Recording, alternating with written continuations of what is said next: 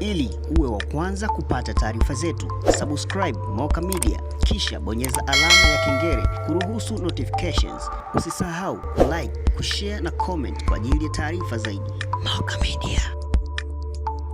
Kwa majina naitwa Masudi Msabaha, mwenyekiti wa kijiji cha Wabatini. Majuzi muda wa saa 7 kuna kijana Athmani Salum, mwanafunzi wa form 2, alikamatwa na mambo katika mto Wami. Na sisi kama viongozi baada ya kupata taarifa tukawapigia wananchi, tukaingia mtoni kwa lengo la kusaka yule mamba ili tumpate huyo mwanafunzi ambaye alichukuliwa na huyo mamba. Majuzi tumehangaika kutwa nzima tukumpata. Jana tumehangaika kutwa nzima tujampata, ila leo muda wa saa 12 asubuhi tukapigiwa simu na wavamiaji wale ambao huwa wanavamia kwa kazi ya kutafuta mamba. Wazamiaji wakatupa taarifa kwamba tumeona mamba amekamata paja la mtoto asubuhi. Baada ya kuja maeneo haya, wale mamba wakakimbia na ile paja. Bahati nzuri baada ya kutafuta chini akakutwa kichwa cha huyo kijana Athmani Salum asubuhi ya saa 12 ya leo. Kwa hiyo kwa utaratibu tumefanya utaratibu, tukawapigia wahusika wa viongozi na tumezika muda wa saa 5 leo asubuhi kichwa cha huyo marehemu Athmani Salum. Amekamatwa na mamba wakati akiwa katika jitihada za kuweka mitego ya samaki katika mto huu Wami kule katika eneo la Banio.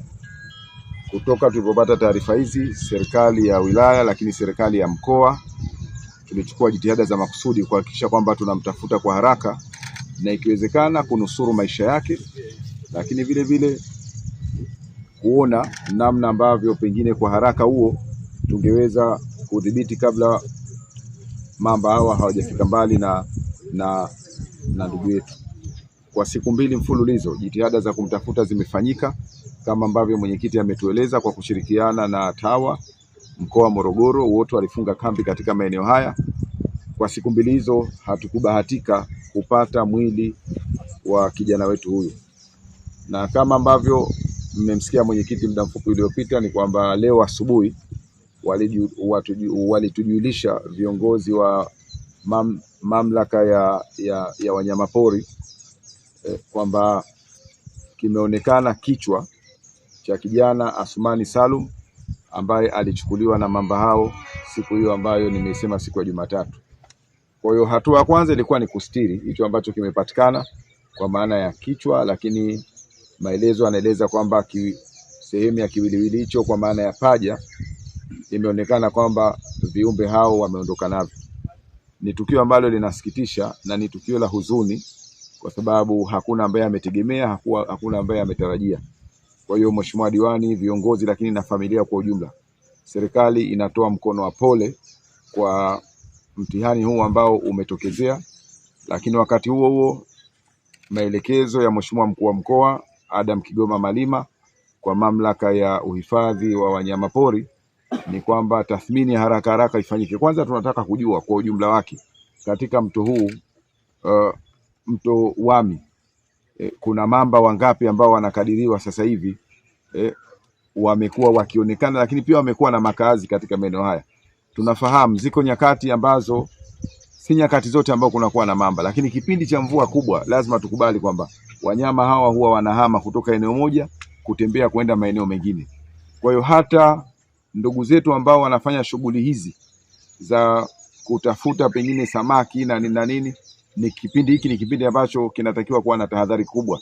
Na mtakumbuka wiki kama 2 zilizopita nilifanya ziara hapa Rudewa wakati nikitembelea waathirika wa mafuriko.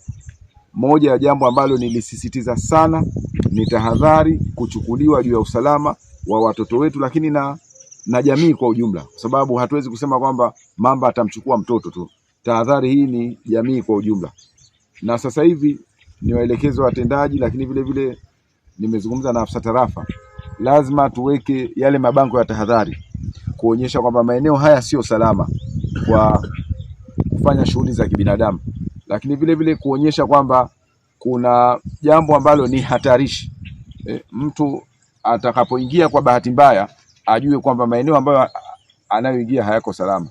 Lazima elimu hii ya matumizi sahihi ya maeneo haya ambayo ni hatarishi iendelee kutolewa. Kwa hiyo Mheshimiwa Diwani na viongozi mlioko hapa, jukumu hilo ni la kwetu sisi viongozi, na kila mmoja atimize wajibu wake.